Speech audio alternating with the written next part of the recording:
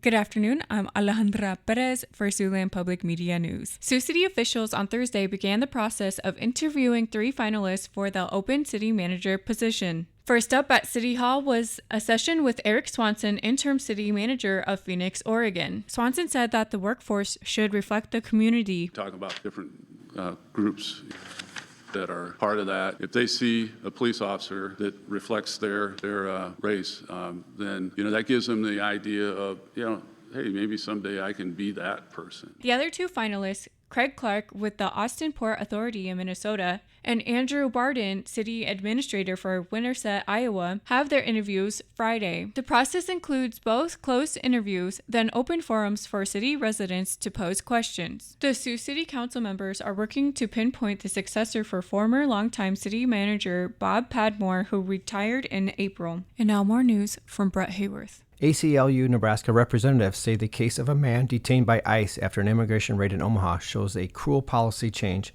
and raises due process questions. ACLU said it's not naming the man because he's still involved in immigration proceedings.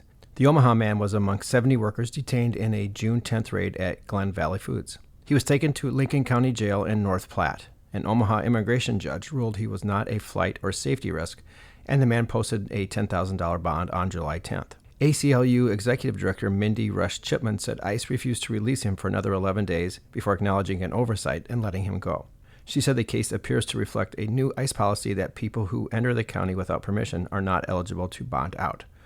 Rush Chipman said dozens of people detained by ICE in Nebraska remain in custody after having bonds set. Officials with the U.S. Immigration and Customs Enforcement did not respond to a request for comment from Nebraska Public Media.